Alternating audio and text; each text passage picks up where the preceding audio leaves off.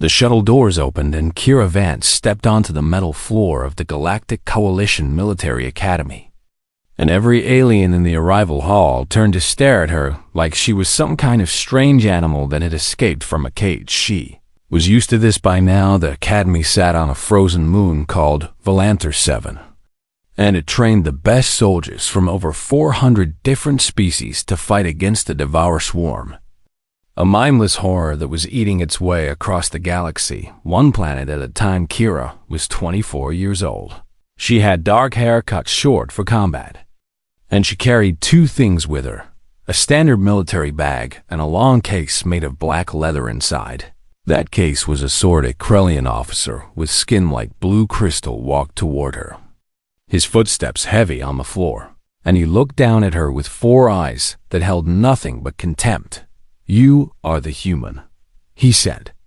"And it was not a question, Commander Kira Vance," she replied, keeping her voice steady. "Reporting for training." The Krellian made a sound that might have been a laugh, and he gestured at the long case on her back. "What is that primitive thing you carry?" "A katana," Kira said. "It was forged by my great-grandmother on Earth." Now the Krellian really did laugh, and several other aliens nearby joined in, their various mouths and vocal organs creating a chorus of mockery. "Earth," the Krellian said the word like it tasted bad. "Your species was discovered only 30 years ago, still using chemical rockets and sharpened metal. And now they send us one of their females with a blade, as if this were some ancient battlefield." Kira felt her face grow hot, but she did not look away. "I qualified for this program the same as everyone else."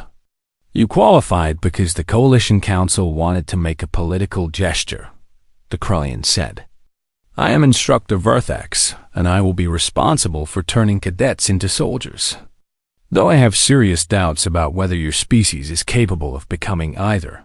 He turned and walked away, and Kira followed because she had no other choice. The academy was enormous, a complex of training halls and barracks and weapons facilities that stretched across the frozen landscape under a dome of shimmering energy.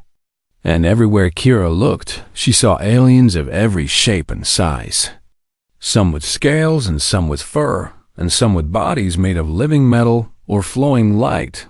None of them looked at her with anything like friendship. She was assigned to Barrack 17, the lowest training cohort, and her bunkmates were other species that the Coalition considered inferior. A small furry creature called Mecox, who never spoke. A 4-armed insectoid named Chitter, who seemed terrified of everything. And an AI synthetic called Zinfor, who watched Kira with curious silver eyes. "You are the human," Zinfor said on that first night. "I have studied your species. You are inefficient in almost every measurable way. Yet your file indicates unusual test scores in endurance and tactical adaptation." "Thanks," Kira said, not sure if she had just been insulted or complimented. "I think it was an observation," Zinfor said. "I do not yet have enough data to form an opinion." Training began the next morning, and it was brutal from the first minute. Verthax ran the combat sessions personally, and he seemed to take special pleasure in humiliating Kira in front of the other cadets. And there were many cadets, over 300 from dozens of species, all of them bigger or stronger or faster than any human could ever be.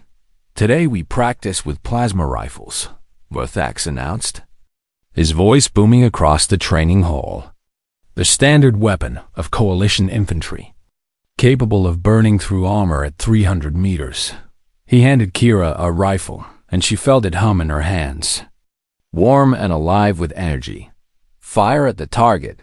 Kira raised the rifle, aimed at the holographic enemy across the hall, and squeezed the trigger. The recoil slammed through her body like a thunderbolt. The shot went wide, and she stumbled backward.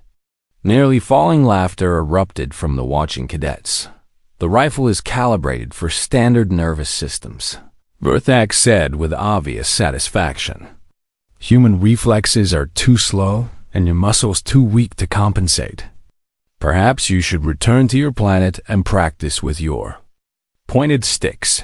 Kira gritted her teeth and tried again and again, and again by the end of the session, her arms were shaking and her accuracy was the worst in the entire cohort. And Verthax dismissed her with a wave of his crystalline hand like she was not worth the effort of insulting anymore. But Kira did not give up every night after the other cadets went to sleep. She found an empty training room and she practiced with her sword, moving through forms that her grandmother had taught her, adapting them to the strange gravity and the confined spaces of starship corridors. She was not the strongest, she was not the fastest, but she was stubborn. And stubbornness was something humans had refined over 10,000 years of surviving on a planet that wanted them dead weeks past, and Kira improved at everything except the plasma weapons. And Verthax continued to mock her, and the other cadets continued to ignore her. All except Zinfor, who watched her with growing curiosity. "I have analyzed your nightly training sessions," the AI said one evening. "Your movements with the blade are surprisingly efficient. You compensate for human physical limitations with prediction and positioning. Is that your way of saying I am not completely useless?" "It is my way of saying you are an interesting anomaly," Zinfor replied. "I would like to help you recalibrate your plasma rifle to match human neural patterns. If you will permit me."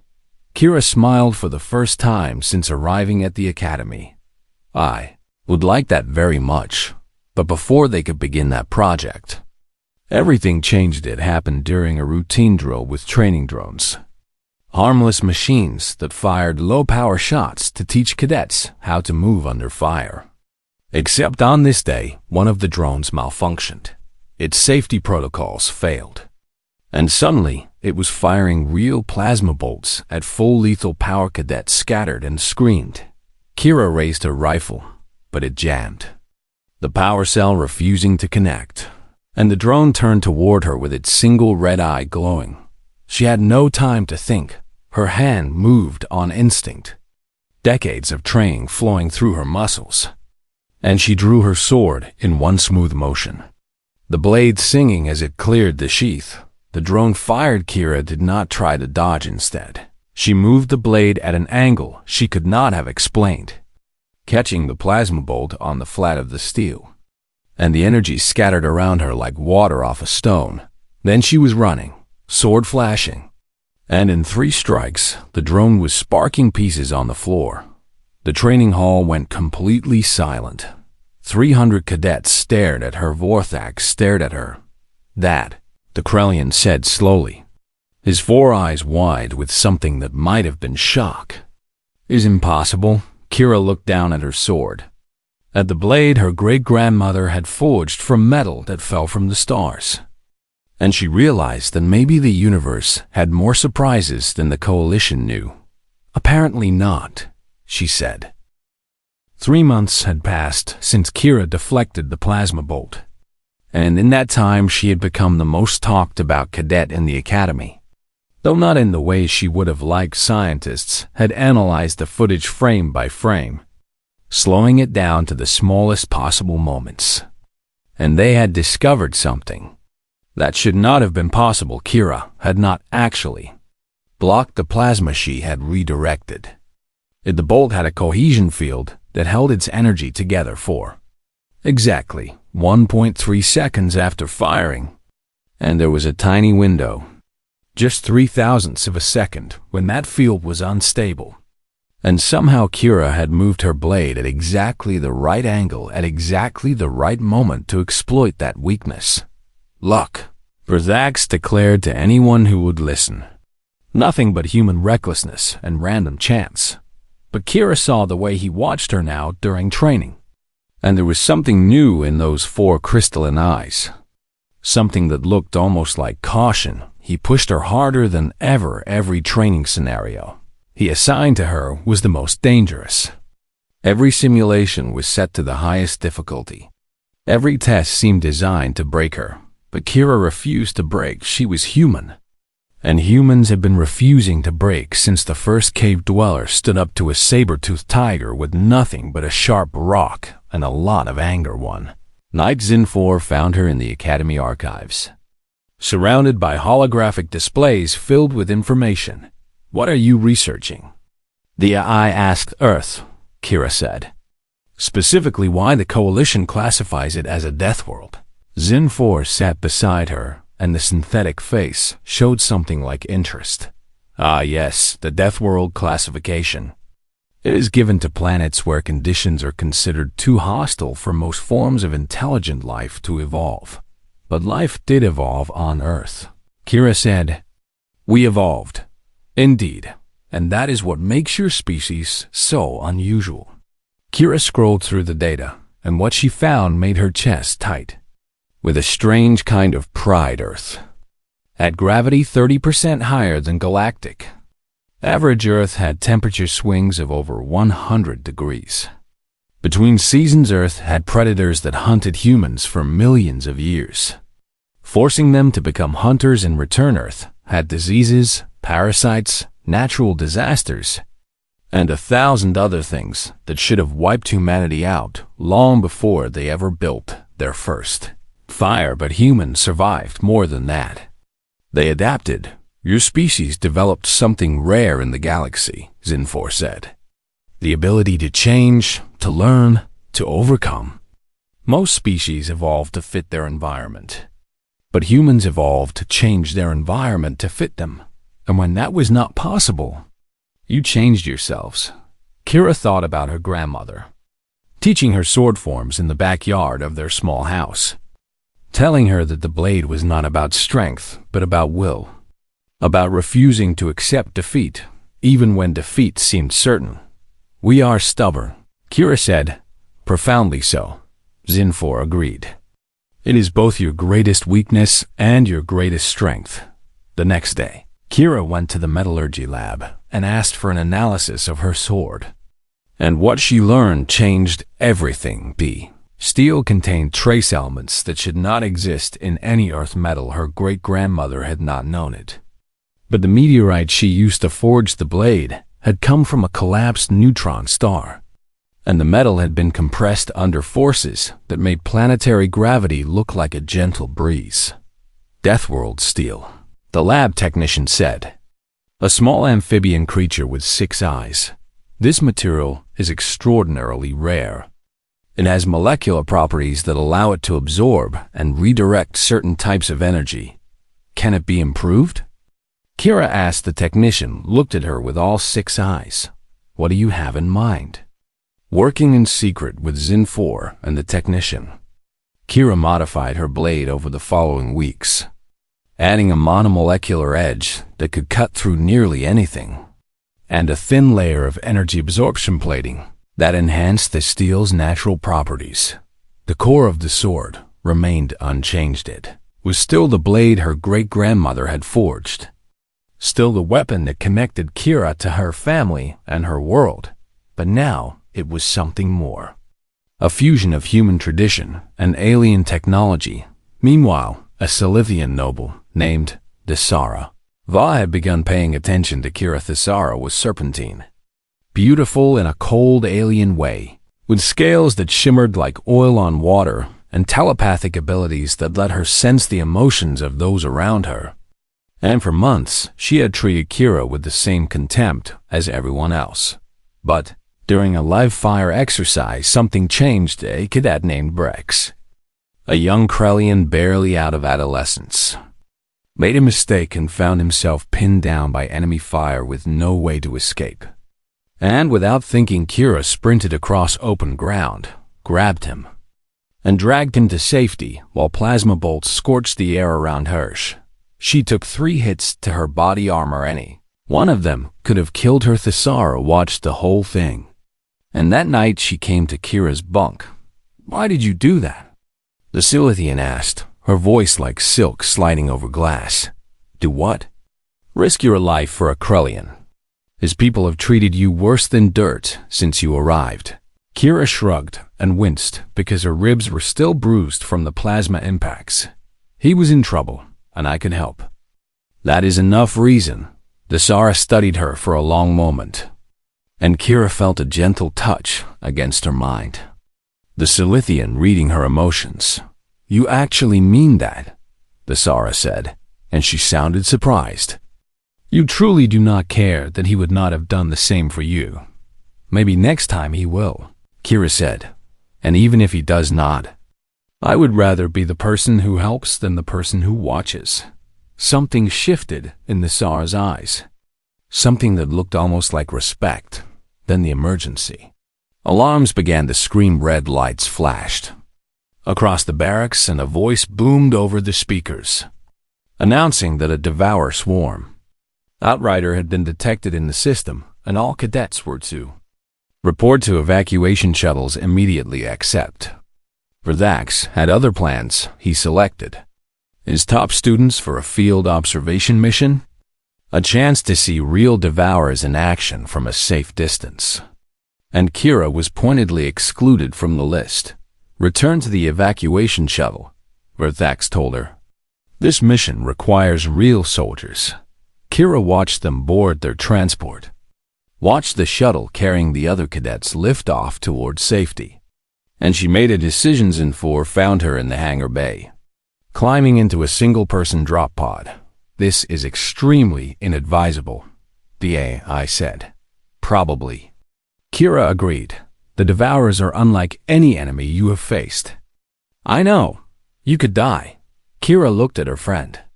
This strange synthetic being, who had shown her more kindness than most organic life forms at the academy. People are going to die out there, she said. People who think they are prepared, but have no idea what real fighting looks like. And I cannot sit on a shuttle and wait to find out how many of them do not come back. She sealed the pod and launched into the void, aiming for the damaged battleship that hung in space near the gas giant. The ship called Axiom of Law, the ship that was about to become a nightmare behind her. Zinfor made a decision of their own and began uploading their consciousness to the ship's emergency systems. Humans were not the only ones capable of stubborn loyalty. The drop pod slammed into the hull of the Axiom of Law with enough force to rattle Kira's bones. And for a moment she could not breathe, could not think, could only hang in her harness and wait for the world to stop spinning.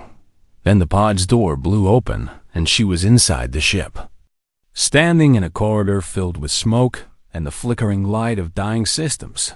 The Axiom of Law was one of the Coalition's largest battleships, over 2 kilometers long, carrying a crew of 3,000 soldiers and enough firepower to glass a small moon. But something had torn through it like paper. Leaving the great vessel broken and drifting, Kira drew her sword and moved forward. She found survivors almost immediately. A group of cadets had barricaded themselves in a cargo bay. Maybe 20 of them, and among them, Kira recognized the Zara's shimmering scales and the damaged but still functional form of Zinfor. You came, the Zara said. And there was wonder in her voice. I had to, Kira said. What happened here? The Devourers, Zinfor answered, the AI's voice crackling with static damage. They're not like the simulations. They are fast and adaptive, and they hunt in coordinated packs. Every time we fire a plasma weapon, they track the energy signature and send more of their kind, as if to prove the point. A sound echoed through the corridor outside, a clicking, chittering noise that made Kira's skin crawl with ancient primal fear. The Devourers were coming. Kira looked at the cadets, saw the terror in their alien eyes, and she made a decision. Everyone put down your plasma weapons, she said. They stared at her like she had lost her mind. The human is insane, someone whispered. Listen to me, Kira said, her voice cutting through the fear. Every shot you fire is a beacon telling them exactly where we are. But if we go silent, if we fight without energy signatures, we have a chance. Fight with what? A Krellian cadet demanded. Kira held up her sword. With whatever we can find. Metal pipes, sharp edges, anything that does not glow or hum. Our ancestors killed predators with rocks and sticks for 1,000,000 years before they invented fire. We can do this." The Zara stepped forward, her serpentine body coiling with determination. "I believe her," the Silithian said. "I have touched her mind, and there is no deception there. Only certainty." One by one, the cadets put down their rifles and picked up improvised weapons. Lengths of metal torn from the walls, tools from maintenance lockers. Anything with an edge or enough weight to crush. Then the Devourers attacked. They came through the vents like a flood of nightmares. Creatures the size of large dogs with too many legs and mouths full of teeth that dripped with acid. Their black shells gleaming in the emergency lights. Kira moved to meet them. Her sword sang through the air, and the first Devourer fell in 2 pieces. And then she was dancing, spinning, cutting, her blade finding the gaps in their armor, like she had been fighting these monsters her whole life. The cadets formed a line behind her, holding choke points, smashing the creatures that got past her blade. And for the first time since the attack began, they were winning. But there were so many Devourers, they fought through corridor after corridor, retreating toward the ship's command center, and Kira lost track of time. Lost track of everything except the next swing, the next kill. The next step. Her arms burned with exhaustion, but she did not stop. Her lungs screamed for rest, but she kept moving. The other species watched her with growing amazement, because none of them could have kept fighting this long. Their bodies simply were not built for sustained combat. But humans had evolved on a world where the hunt could last for days, where giving up meant death. The Zara touched her mind during a brief moment of calm, and what she found there made her hiss with shock. "You are in agony," the Silithian said. "Your muscles are tearing themselves apart." "I know," Kira said, "and yet you continue." "I do not know how to stop," Kira admitted. "My body might break, but my will refuses to surrender." They reached the command center and found more survivors, including a group of Earth's elite soldiers who had been separated from their leader. And with them was critical information from the ship's sensors. There was a queen deep in the lower decks. Fused with the ship's reactor, a massive Devourer queen was directing the swarm. And as long as she lived, the creatures would keep coming. "We have to kill her," Kira said. "Impossible," one of the elite soldiers said. "The reactor core is too close. Any plasma weapons would cause a chain reaction and destroy the entire ship." "Then we do not use plasma weapons." Before they could argue, the doors burst open and Verthax himself strode in. His crystalline skin cracked and stained with Devourer ichor. His eyes wild with something between fury and fear. He snarled when he saw Kira. "You defied orders. You abandoned your post." "I saved 20 cadets," Kira interrupted, "while your observation mission turned into a slaughter." Verthax's face twisted with rage. "You dare speak to me this way? You primitive, you insect. We do not have time for this," Kira said, turning away. "There is a queen in the lower decks, and we need to—" "You will face court-martial," Verthax bellowed.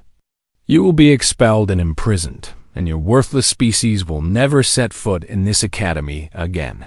"Fine," Kira said, still walking toward the door. "Arrest me after we survive." "Stop." She did not stop. "I said stop." Kira heard the whine of a plasma pistol charging, and time seemed to slow. And she turned to see Verthax aiming at her back. His 4 eyes blazing with wounded pride, he fired the plasma bolt, screamed toward her. A ball of blue-white death that should have burned through her body and left nothing but ash. Kira raised her sword. She did not try to block. She cut. The blade moved in an arc that should have been impossible, striking the plasma bolt at exactly the right angle at exactly the right moment. And the energy split around her like a river parting around a stone, scorching the walls on either side, but leaving her untouched. The command center went silent. Verthax's pistol fell from his numb fingers. "That," he whispered. "That is impossible." Kira looked at him. and there was no anger in her eyes. Only a weariness that seemed older than her years. "You have never fought something that wanted you dead since before you could walk," she said. "I have. Every human has. We evolved on a world where everything tried to kill us, and we killed it back. We did not have plasma weapons or energy shields or faster-than-light travel. We had rocks and sticks and the absolute refusal to die." She sheathed her sword. "Now get behind me or get out of my way," she said, "because I am going to kill that queen and save this ship. And you can either help or you can stand there with your wounded pride while people die." Around you, Verthax stared at her for a long moment, then slowly, for the first time since Kira had met him, the great Krellian warrior lowered his head. "What do you need?" he asked. The lower decks of the Axiom of Law were a vision of hell. The air was thick with toxic fumes that burned the lungs with every breath. The gravity fluctuated wildly as damaged systems failed and rebooted, and the walls were covered with a black, organic substance that pulsed like living flesh. The Devourers had been busy transforming the ship into something that was half machine and half. Nightmare Kira led the group forward, her sword in her hand, her eyes scanning every shadow. And behind her came an unlikely alliance, Verthax and his surviving elite soldiers. The Zara coiled and ready to strike, Zinfor limping on damaged legs, and a dozen cadets who had found their courage. "I am detecting massive energy readings ahead," Zinfor reported, the AI's voice flickering with static. "The Queen has merged with the ship's reactor core. She's using its power to broadcast commands to the swarm across the entire system. And if we destroy her?" Verthax asked. "The swarm will lose coordination. The individual devourers will become confused. Easy to destroy. Then we destroy her," Kira said. But it was not that simple as they descended deeper into the ship's bowels. The devourers attacked in waves, each assault more fierce than the last. And with every battle, Verthax's elite soldiers fell one by one. They were the best warriors the Coalition had to offer, trained in tactics developed over centuries of warfare, equipped with the finest weapons and armor technology could provide. But none of it mattered. The Devourers adapted whatever the soldiers tried. The swarm countered within minutes, learning their patterns and exploiting their weaknesses with terrible efficiency. Kira watched a Krellian warrior fall, his crystalline body shattered by a devourer that had evolved acid specifically designed to dissolve his species. She watched a Silithian commando die, her telepathic attacks useless against creatures that had no individual minds to assault. She watched a synthetic soldier shut down, its systems overwhelmed by devourers that had learned to emit electromagnetic pulses, and through it all, Kira kept fighting. Her movements were chaotic, unpredictable, born from instincts that defied logic and training that valued adaptation over precision. And the devourers could not predict her, could not evolve fast enough to counter a being who changed their tactics with every swing. How does she do it? One of the surviving soldiers whispered to Verthax. "She fights wrong," the instructor replied, and there was wonder in his voice. "By every standard we teach, her technique is flawed. Her positioning is dangerous. Her choices are irrational. But the swarm has never encountered an enemy who refuses to fight correctly." Zinfor interfaced with the ship's damaged systems and managed to seal several corridors, buying them precious time. And in a moment of relative safety, the Sara closed her eyes and reached out with her telepathic abilities. "I can feel her," the Silithian whispered. "The Queen. She is ancient, cold, intelligent in a way that makes my mind ache just to touch." "What does she want?" Kira asked. "She wants everything," the Sara said, and her voice trembled. "She sees the galaxy as food, nothing more. Every species is just meat waiting to be consumed. Does she know we are coming?" The Zara's eyes snapped open, and they were filled with terror. "She knows. She has been watching us since we entered the ship. She's curious about you specifically. Me? She does not understand you. Your species is not in her memory. She looked at Earth and dismissed it, called it barely a meal. But now she wonders if she made a mistake. Kira felt a cold smile touch her lips. Good, she said. Let her wonder. They pushed forward and the attacks grew worse. Until finally, they reached a corridor blocked by a devourer, unlike any they had seen before. It was massive. Nearly 3 meters tall, with armor thick enough to stop plasma bolts and claws that could tear through bulkheads. A creature designed for one purpose: to guard the Queen Devourer. Alpha Verthax stepped forward, his pride demanding that he face this enemy himself. But the creature was too fast, too strong. And within seconds, the great Krellian warrior was on his back. The Alpha's claw poised to crush his skull. Kira did not think she threw herself at the creature, her sword flashing, and the Alpha turned to face her, giving Verthax the moment he needed to roll away. The battle was brutal. The Alpha was everything Kira was not. Huge, powerful, armored, evolved for killing over millions of years. And Kira was just a human with a sword, small and fragile and impossibly outmatched. But she did not stop. She dodged and weaved and cut, exploiting every gap in the creature's defenses, taking wounds that would have killed anyone else, but refusing to fall. The Alpha's claw raked across her side, tearing through armor and flesh. And Kira screamed, but kept fighting. Its tail struck her leg, shattering bone. And she fell to one knee, but did not drop her sword. Its jaws closed around her arm, acid burning through her sleeve. And she drove her blade into its eye with her other hand. The Alpha shrieked and released her. And Kira pressed her attack, climbing onto the creature's back despite her shattered leg, driving her sword again and again into the gaps of its armor, until finally the massive thing fell and moved. No more of Verthax stared at her as she slid off the corpse, her body broken, her blood pooling on the floor. You saved me, he said, his voice strange. Yes, Kira gasped. Why? I tried to kill you.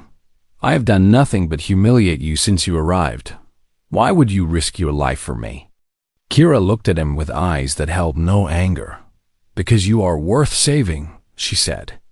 Even if you do not think I am. Something changed in Verthax's face. Something cracked in that crystalline pride. And for the first time, he looked at Kira not as a primitive to be mocked, but as a warrior to be respected. I was wrong about your species, he said quietly. Help me up, Kira said. We are not finished. They reached the Queen's chamber, and what they found there made even. Verthax stepped back in horror. She was enormous. A biomechanical nightmare fused with the ship's reactor. Her body a twisted mass of flesh and metal stretching across the entire chamber. Her many eyes turning to look at the intruders who dared enter her domain. Weapons, Verthax said, reaching for his pistol. We need heavy weapons, plasma grenades. Something. If we use plasma weapons this close to the reactor, we die, Zinfor said. Along with everyone else on this ship. Verthax's hands fell to his sides. Then how? He asked. Without plasma, nothing can pierce her carapace. We have no way to kill her. Kira drew her sword. The blade hummed with energy, charged from every plasma bolt she had deflected, glowing with power that the Queen's many eyes fixed upon with sudden interest. I was not born with plasma, Kira said. I was born with stubbornness, spite, and 10,000 years of ancestors who killed gods with sharpened rocks. She looked at her friends, at the Sara and Zinfor, at Verthax, who had been her enemy and was now something else. Keep her attention off me as long as you can, she said. Then she raised her sword and charged the Queen alone. The Queen screamed, and the sound was like nothing Kira had ever heard. A frequency that vibrated through her bones and made her teeth ache. A cry of rage and hunger and ancient malevolence that had devoured civilizations. Kira did not stop running. The Queen's tentacles lashed out, Massive limbs of flesh and metal, moving faster than something that Sci should be able to move. And Kira dodged the first, rolled under the second, and felt the third graze her back hard enough to send her tumbling across the chamber floor. She was back on her feet in an instant, her sword raised, her broken leg screaming with every step behind her. The Zara screamed the Silithian had linked her mind with Kira's, sharing the burden of her pain, taking some of that agony into herself so that Kira could keep fighting, and the connection went both ways, allowing Kira to feel the Zara's fear and determination and something else. Something that felt like Lovazing 4's voice crackled through Kira's earpiece. The AI calculating trajectories and weak points with a speed no organic mind could match. The neural cluster is located in her upper thorax, 17 meters from your current position. That is the source of her control over the swarm, 17 meters. It might as well have been 17 light years. The Queen's attacks were relentless. Tentacles and claws and jets of acid that melted the floor wherever they struck. And Kira was one human, one small fragile human with a sword, fighting a monster that had destroyed entire fleets. She was impaled through the shoulder by a spike of bone. And she kept fighting. She was burned across her chest by acid. And she kept fighting. She was thrown against a wall hard enough to crack her ribs, and she crawled back to her feet and kept fighting because that was what humans did. That was what 10,000 years of evolution on a death world had made them. Not the strongest, not the fastest, not the smartest, but the most stubborn, the most determined, the most absolutely unwilling to accept defeat. Verthax watched from the chamber entrance, his remaining soldiers too wounded to help. And he saw something that he would remember for the rest of his life. He saw a single human refuse to die. Queen seemed to sense that this small creature was different from the others she had consumed. That there was something in Kira that defied everything the swarm had learned about prey. And her attacks became more frenzied, more desperate. Kira dodged a tentacle that would have crushed her, leaped over a claw that would have torn her in half. And suddenly she was on the Queen's body itself, climbing up that mountain of flesh and metal with her sword in one hand and her shattered arm hanging useless at her side. The Queen tried to shake her off, but Kira drove her blade into the monster's hide and held on, pulling herself higher, one agonizing meter at a time.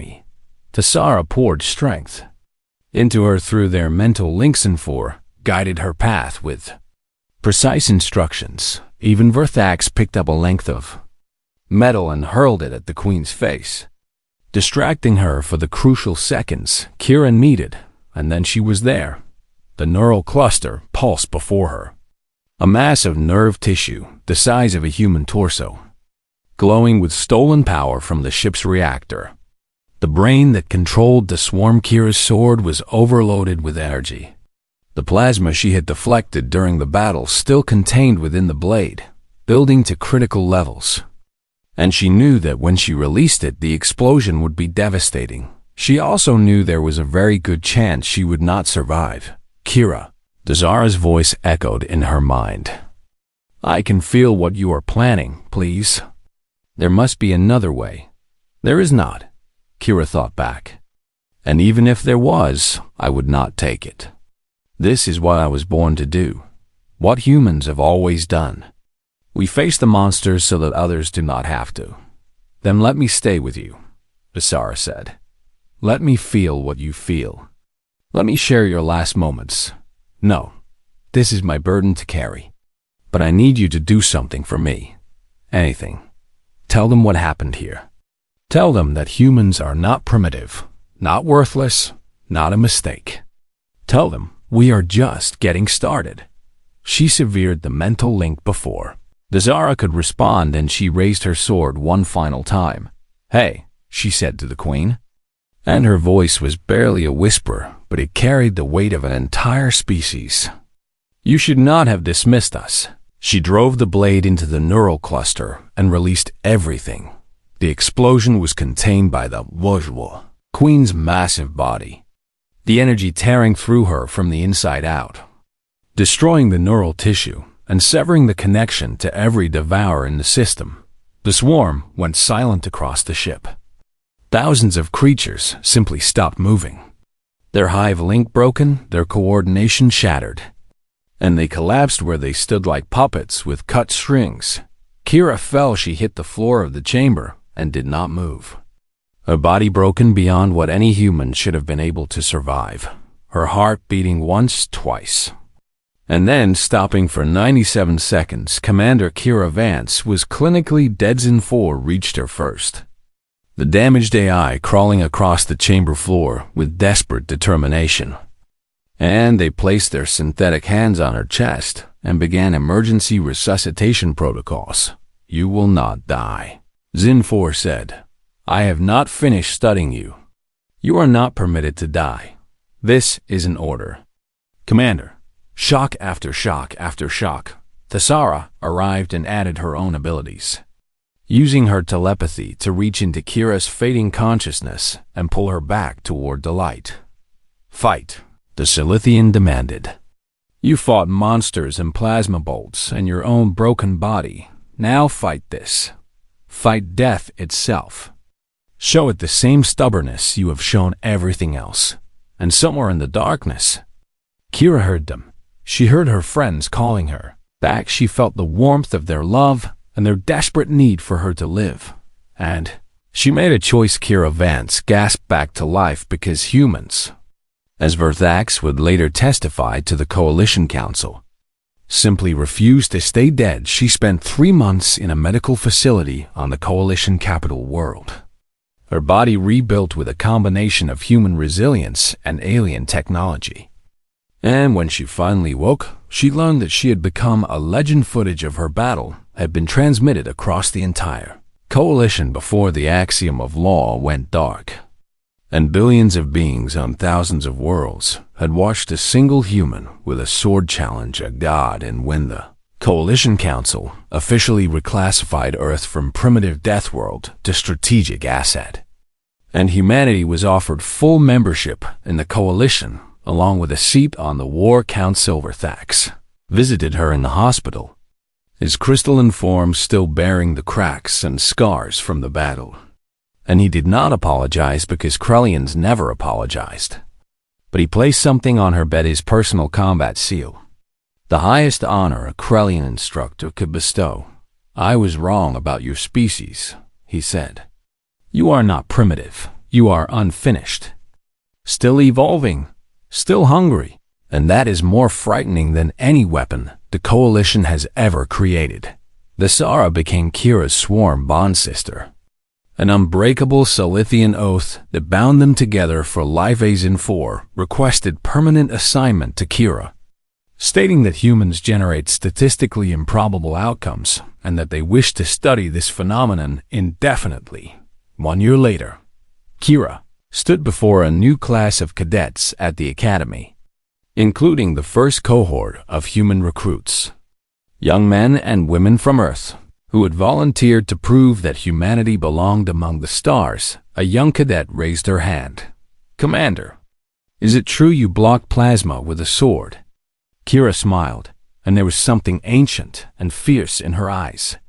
Something that spoke of cave fires and stone spears and the absolute refusal to surrender. "I did not block it," she said, drawing her blade, the same sword her great-grandmother had forged from metal that fell from the stars, now reforged and stronger, but still steel at its heart. "I cut it in half. Plasma does not know what to do when you refuse to be afraid of it." She looked at the cadets, human and alien alike, and she saw the future. The galaxy had forgotten what it meant to evolve under a sky that wanted you dead, she said. "We are here to remind them." She raised her sword. "Now let us begin."